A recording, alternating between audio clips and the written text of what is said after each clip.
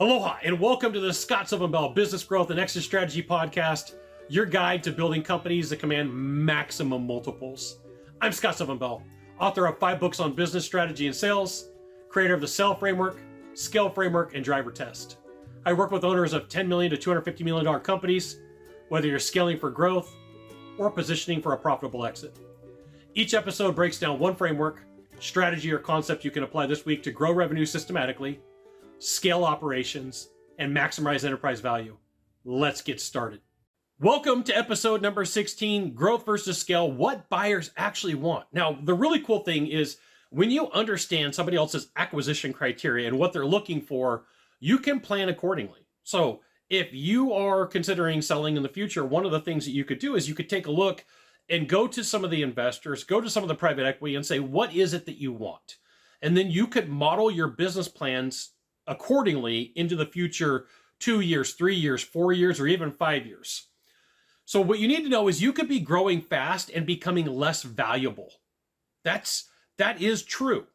And what buyers and investors don't want is to see that growth requires constant feeding of money to keep the machine going. They want to see steady. So like, I'm going to help you out. If you said, hey, Scott, what's growth? Growth is going from 10 to $12 million, but there's added revenue that is taken in cost to get there. You had to put a whole bunch of extra gas in the tank to get from 10 to 12. Scaling is when you go from 10 to 12 with minimum inputs in revenue and minimum inputs in adding people. And so people will confuse growth and scale all the time because they're saying, hey, we're scaling, but in all reality is if you're putting a bunch of money in, you're growing. Now, you absolutely want to grow a business, but where the magic happens is where you scale it. And so revenue without proportional increases in cost and complexity or founder involvement is really what scale comes down to. This is why some really high growth companies really get discounted at the end when they go to sell their company, is because they weren't scaling, they were growing. And that confusion for a lot of people costs them exit money and they don't even realize it. What you're going to find is buyers prefer a business that's repeatable over and over again. The actions happen pretty much automatically and the profitability stays the same or it gets better with each action. They want margins that are defendable and the machine works without some sort of crazy heroics. Growth is attractive only when it's the evidence of scalable machine and not a founder sprint. You can go in and look at a team and somewhat realize, hey, it's the founder, it's the management team that's pushing this, and they're just trying to get this deal over the line so that they get a higher revenue or a higher multiple. You need to know the reason why growth without structure gets punished. When revenue increases, but ops, systems, and controls don't keep up, the buyer sees future cleanup costs. They're going, hey, we're going to have to pay for somebody or a team or a manager to come in here and fix this stuff. The cleanup shows up in a multiple that's lower, tighter terms, or slower due diligence. It can jam up your sale. And here's the other thing. Sometimes, depending upon the year and how long it took for you to get to the exit, the buyer may come back and say, hey, time out. We gave you a multiple based upon the time of the year. And now because things have changed, it's actually a lower multiple. Sometimes it may work into your favor where it's a higher multiple, but you want things to go smoothly. You want the exit to happen as easy as possible. You want operational leverage. So scale means that your gross margin holds, operation costs don't balloon, and incremental revenue drops to the EBITDA. You're showing more profit. This means that you're more efficient over time. You're doing things better inside of the organization. And the buyer is willing to underwrite operational leverage and not hype. It is amazing how many times going in, looking at an organization, how much of their forecast is absolute hype and it's probably never going to happen. You can do a system stress test. If revenue doubled in 12 months, what's going to break? Like the red team exercises are a phenomenal way for you to get a feel for how your business is operating and what it's doing. And a red team exercise is this. You go inside of the organization and you say, hey, we're going to run a playbook and see what happens. Let's do a scenario over the next hour, 2 hours, 5 hours, 2 days, whatever the time frame is, and say what breaks. And if it breaks, how do we fix it? And if it didn't break, how do we catalog it and build out an SOP to make sure that it doesn't happen, or even give it a yes and? If you have chaos, shoot for clarity. If you got clarity, make sure that it's documented. If there was ever a comfort blanket for an investor that was going to go purchase a business, it's predictability in and around the entire business. It's not that SOPs are broken. It's not that people are getting fired. It's not that random people are getting hired. It's not that there's a ton of churn. Buyers assume volatility in price is going to mean a discount in your multiple. And message from your sponsor, Scott Sylvan Bell. That's me. If you're getting value from this episode, here's how to go deeper. First, subscribe to my weekly newsletter, The Party, at scottsylvanbell.com. That's where I share the strategies, frameworks, and case studies I don't release anywhere else. You'll get one actionable insight every week you can implement inside your business immediately. Second, while you're on the site, download the complete Sell Framework, Scale Framework, and Drivers Test, all free with scoring guides, worksheets, and step-by-step implementation checklist. These are the same frameworks I use with $10 million to $250 million companies to build systematic revenue, scale operations, and maximize enterprise value. Go to scottsylvanbell.com right now, subscribe to the newsletter, grab the frameworks, and let's keep building companies that command maximum multiples. Let's get going. I want to give you fair warning if you're a founder and your involvement in your company and what buyers and investors are going to take a look at. If the growth requires you to be around for sales, approval, key decisions, the business isn't scaling. It's not. You are locked in and you're not allowing your management team or your director team to do what needs to be done, and they are dependent upon you. Scale requires leadership and a bench of individuals that can absorb the complexity without the bottlenecks. You could leave for a month, 3 months, 6 months, and find that the company, the organization runs the way that it should. It all comes down to revenue quality, not revenue quantity. Buyers and investors are looking for reoccurring, contracted, diversified, and low churn revenue that becomes scalable with few surprises. Lumpy revenue that depends upon a bunch of decision-making and a bunch of relationships inside of the organization and outside become a channel risk. They become an issue. And what ends up happening is these become the dings and the dents. These become the hiccups along the way of the business being sold, or even if it's not sold. There is a saying, and it's scaling versus sprawl. Scaling means that the event is going to happen with very little oversight. You're going to have management. You're going to have people involved. They're going to have to make some decisions. But sprawl means there's chaos. Sprawl means that there needs to be some extra work put in place. Sprawl means that controls are broken. And if the deal requires a whole bunch of new processes, or a procedure causes and needs a whole bunch of new processes, you're probably in sprawl because you're customizing. And items, projects, and events that are customized make it very difficult for you to scale. When you talk to investors, they want to see predictability. They want to be able to look at the numbers and look at the margins and say, hey, are they holding? And one of the ways that they'll do this is they'll take the cost of acquisition, the CAC, divided by the lifetime value, the LTV.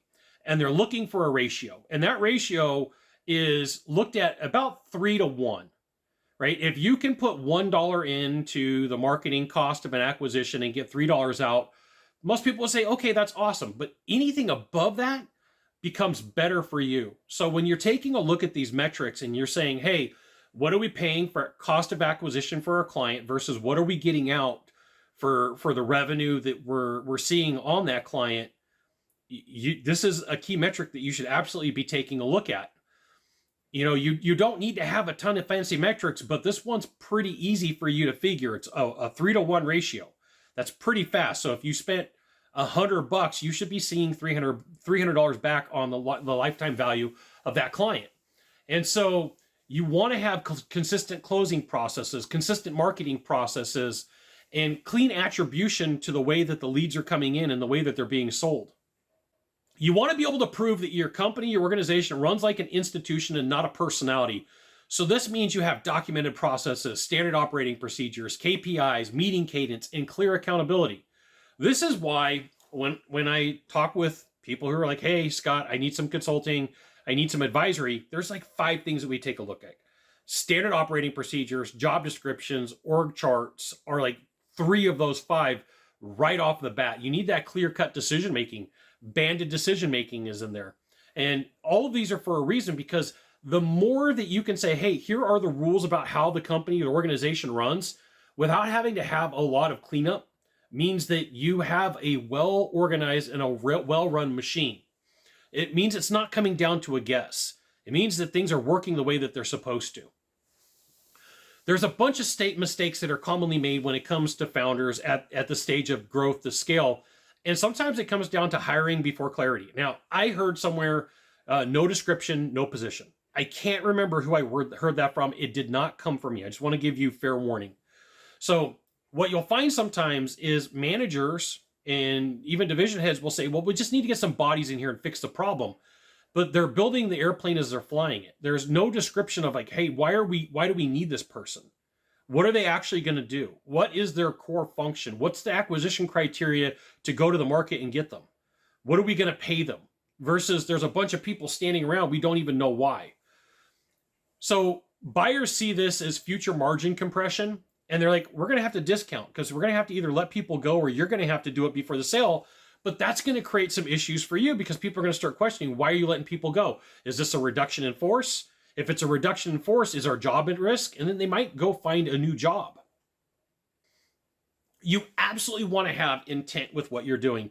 So some places will say, hey, we're going to do a sprint per quarter. Some places are going to say, hey, we're going to do a 90-day sprint. Whatever you decide to name your process, it should be one key ingredient inside of the organization that needs the most amount of help, that's going to give you the most amount of lift with the least amount of damage. You're looking for the options and the levers that are going to move your business the easiest and the fastest, not always necessarily the hardest. Now, it comes down sometimes that you got to make a map and you say, hey, listen, there's 4 things that we can work on and it's going to be strategic. You might need a couple of hours to think about this. You might have to take some time and say, hey, here's what the opportunities are. Here's what the directions are. And then take it to your team and say, hey, listen, these are the 4 areas that I'm taking a look at. Which one do you think that we can get through the fastest, the easiest, with the least amount of risk? And then categorize them and say, which one are we doing? That's going to be our 90-day sprint. Now remember, 90 days can be a quarter to a quarter. 90 days can be a month to a month. The mistake is waiting too long. I see this happen a lot. Someone will say, hey, Scott, well, we're 2 weeks into the quarter. We're going to wait for the next one to roll around. Like, you're going to wait for 10 weeks to take advantage of a window of opportunity. Things are going to change. Opportunities are going to go away. You may have more higher risk profiles on a different process, and then you implement the wrong thing. So if you're going to go 90 days could start today, 90 days could start next week, 90 days can start next month. Part of your strategy is to define when those 90 days start. So this week, your role, your responsibility is to figure out which of the 90-day sprints, which of the quarter processes you're going to put in place, if there's going to be 1 or 2 of them, and who's going to be on the team. You're absolutely positively also going to want to define, what does success look like? Because if you can get ahead of this and you are possibly going to sell in 5 years, 4 years, 3 years, 2 years, take whatever your year is and multiply it times 4. That's how many sprints you have left. Now, what you need to know is not all of them are going to succeed. There may be some success, there may be failure. And if you say, hey, I need 9 sprints, well, that's 2.25 years. Can you actually get it done in 2.25 years for what you need? Or is it going to take you 3? Some of this is really going to take some work, effort, and thought on your part.